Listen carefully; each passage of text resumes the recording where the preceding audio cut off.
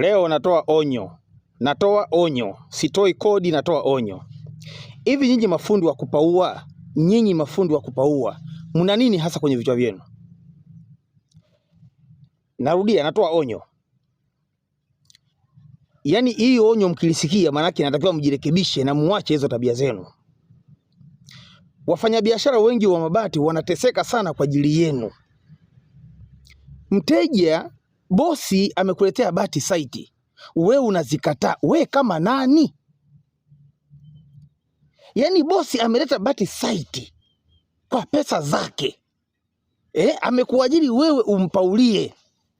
Umesema kupaua milioni 2 labda 800,000. Unakataa hizi bati sigongi.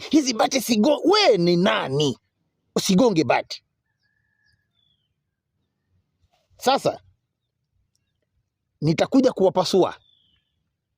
Nitakuja kulipua bomu zito. Kwa nini tajiri akija kununua bati bila kuwashirikisha? Kwa nini huwa bati ikifika site mnaleta vipengele, mara hii sio, hii si wenyewe, mara hii si futi ngapi, mara hii futi ngapi? Kwa nini mnapenda kuwasumbua matajiri?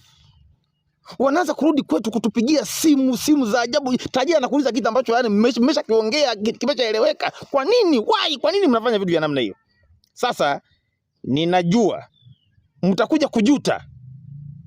Mtakuja kuvutwa na hii. Mnaijua hii?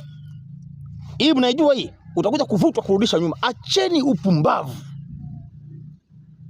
Bosi ameleta bidhaa yake site, fanya kazi. Atakuja kukoraumu kwa lipi? Ni wewe ulimshauri akanunua wapi bati? Si ni yeye mwenyewe?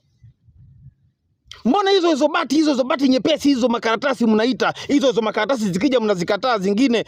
Mbona hizo mkija na matajiri mnazigonga vizuri? Tena hata mnavyozigonga najua. Hamuzikanyagi, unagonga bati na kofia unaenda nyuma hivi, Onyo.